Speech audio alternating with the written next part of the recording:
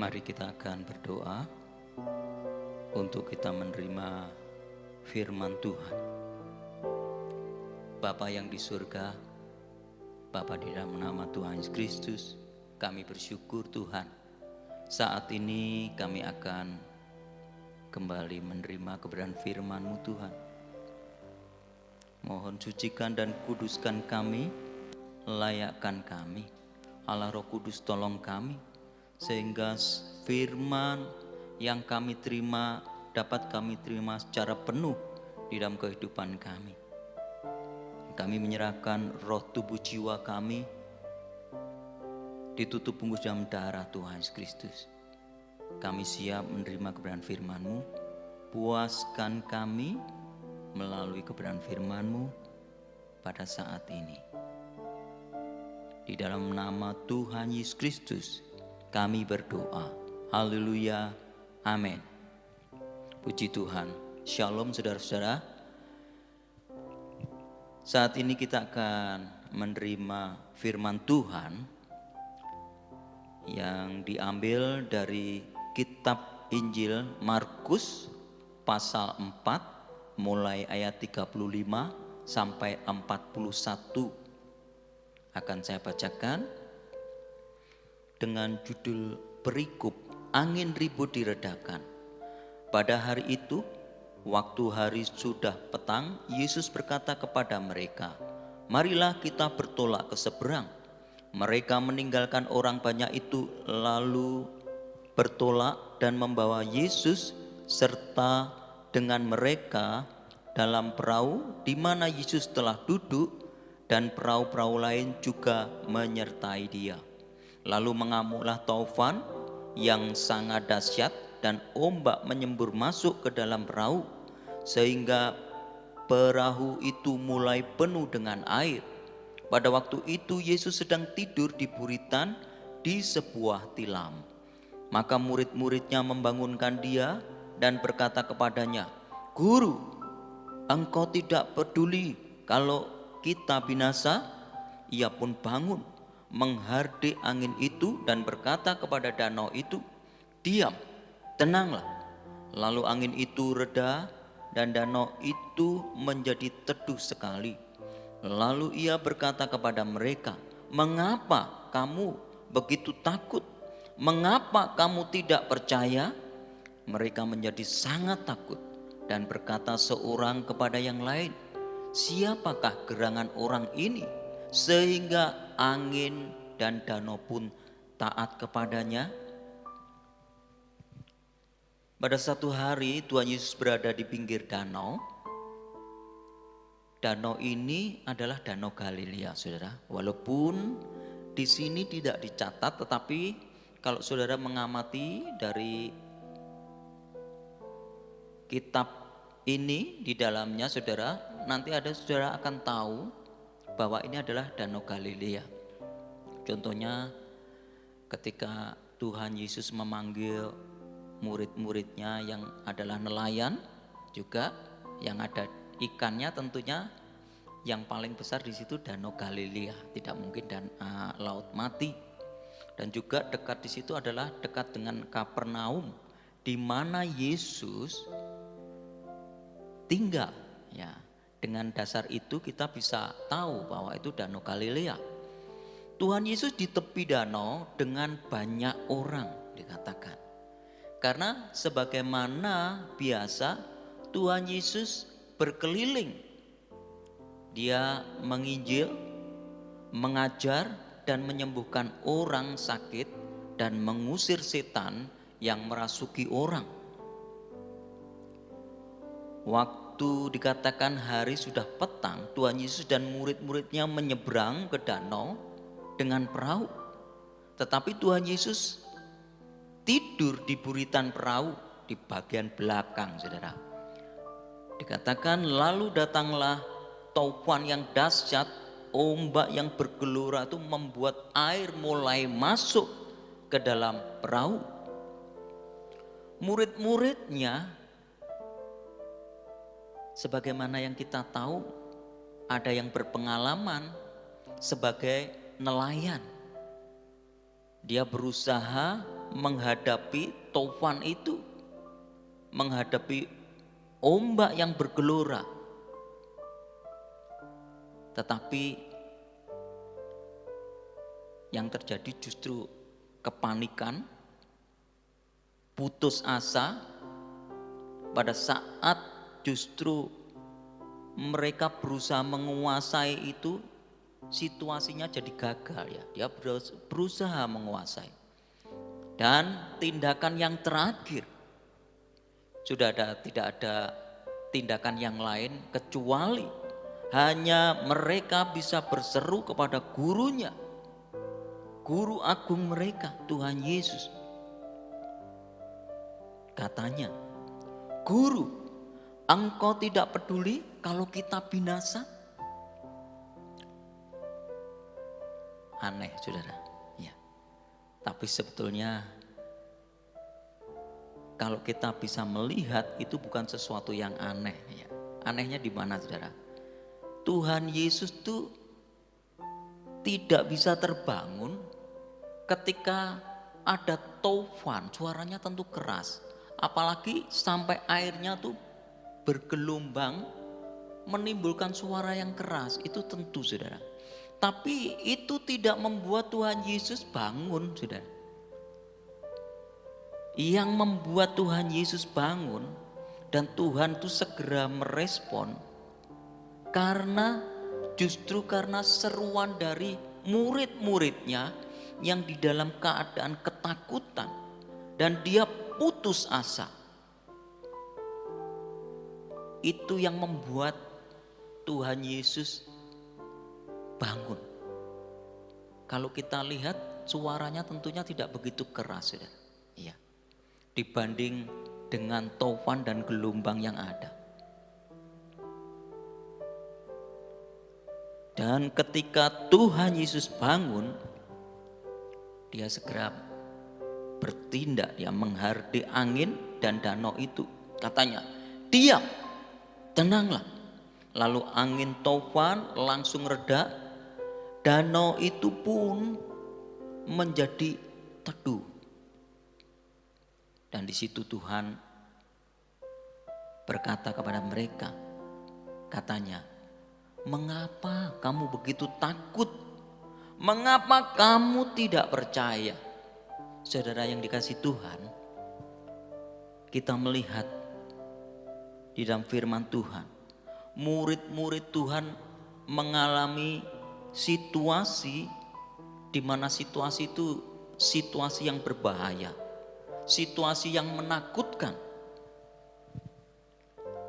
masalah yang sama sekali tidak mereka duga. Tetapi saudara perlu tahu, kita membaca, mereka bisa melewati masa-masa yang seperti itu. Walaupun ya tentu bersama Tuhan kita melihat, walaupun responnya itu tidak tepat, di dalam merespon masalah itu tidak tepat, saudara. Makanya kan Tuhan tegur, "Mengapa kamu takut? Mengapa kamu tidak percaya?" Keberadaan murid bersama Tuhan Yesus, kalau kita lihat, itu tidak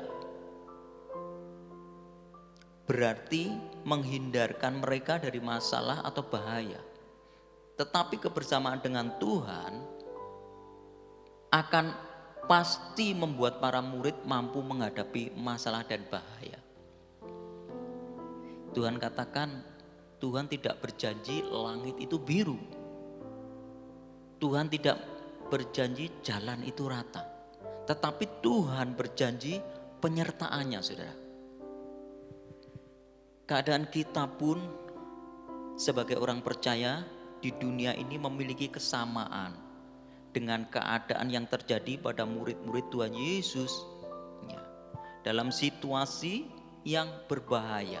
Apalagi di dalam kita hidup di dalam akhir dari akhir zaman saat ini. Kesulitan, kesukaran, masalah, ancaman bahaya dari segala arah dan berbagai hal yang menghimpit ataupun yang bisa membuat celaka terus berdatangan, saudara. Dalam kehidupan umat manusia, sebagaimana saat ini, contohnya dengan adanya pandemi COVID-19 atau orang menyebutnya coronavirus, ya. Satu pandemi artinya wabah yang berjangkit serempak di mana-mana, meliputi daerah yang luas. Ini kan mendunia, saudara. Kurang lebih 200 negara dengan cepat sekali merebak. Ya, ini satu hal yang penyakit ini atau virus ini gampang menular, cepat penyebarannya dan sekaligus mematikan. Cukup banyak yang meninggal ya untuk ukuran saat ini, saudara ya. Sampai pertanggal 2 bulan 4 ini 46.923, ada yang menulis mungkin sudah lebih maju 52.000 orang meninggal dunia, itu di seluruh dunia ya perhitungannya. Terus bagaimana kita menanggapi bahaya dari saat seperti ini? Ada yang namanya penyakit coronavirus yang mengerikan ini. Kembali saudara, kita melihat dari firman Tuhan. Firman Allah mengajarkan kepada kita, firman Tuhan mengatakan jangan takut. Ya, ini bukan tanpa alasan firman Tuhan mengatakan demikian. Seperti yang Tuhan Yesus firmankan kepada murid-muridnya di dalam yang ayat yang ke-40 dikatakan, mengapa kamu begitu takut? Dengan kata lain, Tuhan mengatakan jangan takut. Mengapa? Karena Tuhan yang pegang kendali. Sebagaimana Tuhan 2000 tahun yang lalu, Dia berkuasa atas angin topan, atas gelombang Danau Galilea. Dia juga sama, saudara, berkuasa dan memegang kendali atas alam raya ini, saudara. Tidak ada sesuatu yang boleh terjadi di luar kehendaknya. Saudara, Tuhan Yesus baik. Ini yang perlu kita tahu. Kita tanamkan dalam hati kita, kita imani terus. Kebaikannya melampaui segala-galanya. Kalau saudara tidak bisa meyakini hal ini, tentu terus saudara akan di dalam bayang-bayang ketakutan, di dalam bayang-bayang dihantui segala macam. Hidup ini tidak akan nyaman, saudara. Tidak ada rasa damai. Oleh sebab itu, sebagaimana kebenaran firman Tuhan, Tuhan Yesus itu baik. Dia penolong bagi semua orang yang percaya kepadanya. Penolong bagi kita. Oleh sebab itu, jangan takut.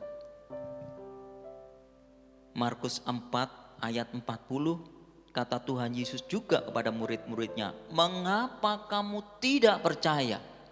Berarti dalam menghadapi situasi, kita harus punya iman. Perlu ada iman. Bukan berarti kalau mereka sudah bersama dengan Tuhan Yesus berarti sudah punya iman yang benar. Nyatanya Tuhan tegur seperti ini. Ya. Maksudnya yang bagaimana, saudara? Maksudnya percaya di sini iman, yaitu percaya bahwa Allah itu adalah Immanuel. Artinya Allah berserta dengan kita. Bapa di surga itu yang memelihara kita, saudara. Bapa di surga itu yang pegang kendali, yang memelihara kita, saudara. Saudara lihat janji Tuhan di dalam Matius 10 ayat 29 sampai 31 dikatakan. Saya bacakan.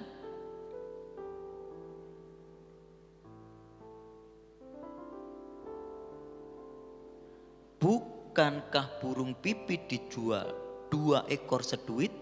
Namun seekor pun daripadanya tidak akan jatuh ke bumi di luar kehendak Bapamu.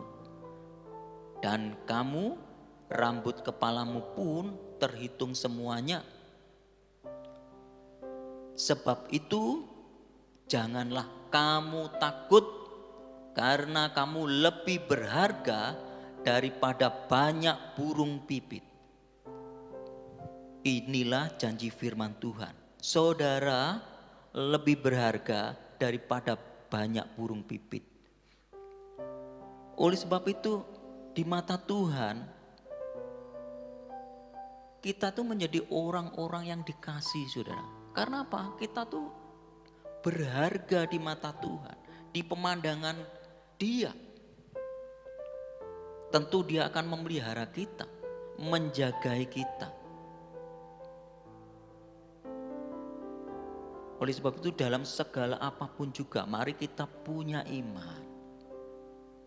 Mari kita datang kepadanya. Sekali lagi, jangan takut. Kita datang kepadanya untuk mendapatkan kekuatan. Seperti salah satunya saat-saat seperti ini, ketakutan yang menyebar ke seluruh dunia. Tapi kita peroleh kekuatan. Kita tidak perlu takut.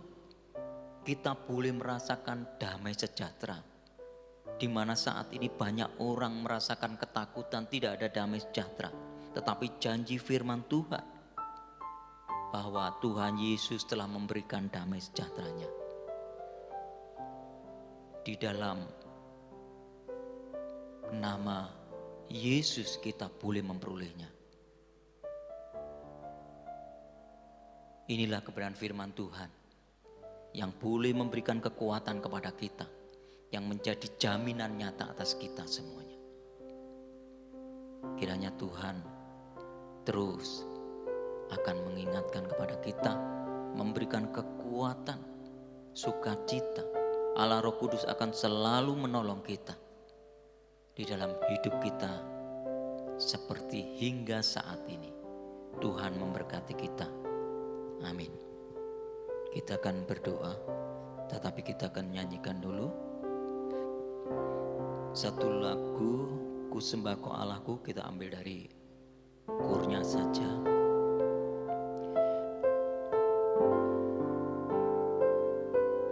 Ku sembah Kau Allahku, Bapa dan sahabatku, Kau yang pedulikan seluruh hidupku.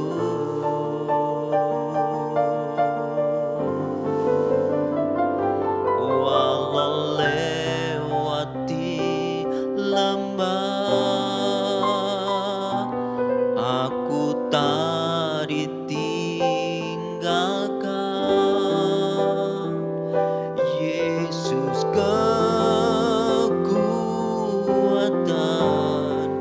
di hidupku.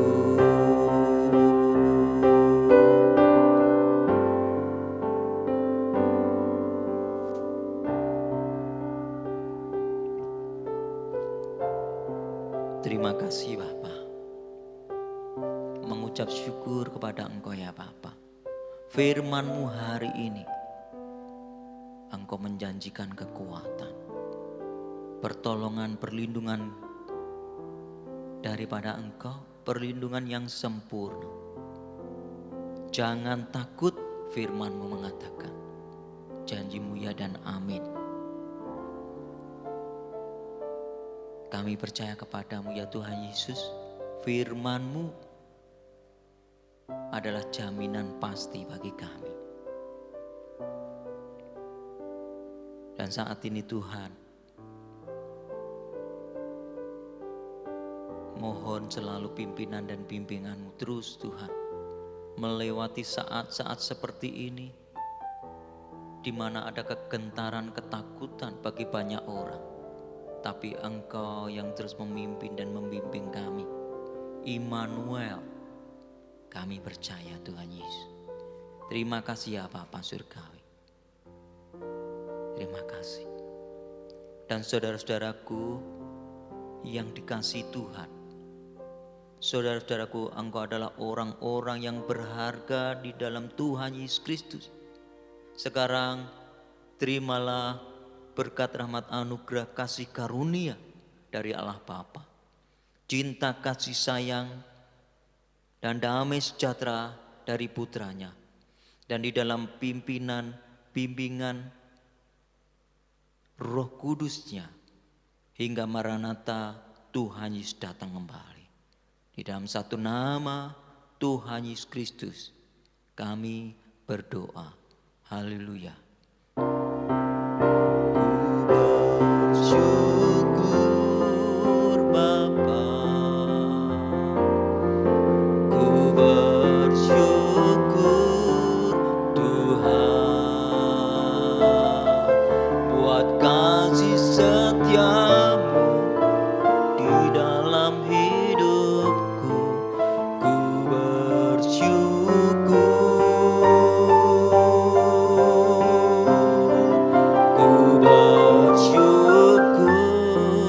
Bapa,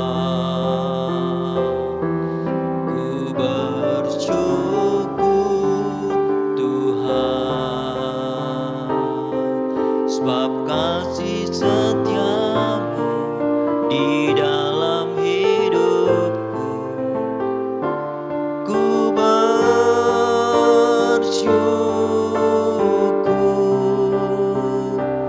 Tuhan.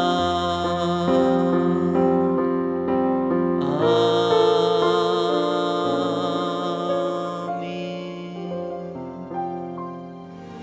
Kau kekuatanku, semangat hidupku, tak ada yang bisa bangkitkanku lagi. Hanyalah dirimu, sahabat sejati. Kau kemenanganku ketika ku kalah, dan tak pernah kau ingkari janjimu, selalu sempurna dan selesai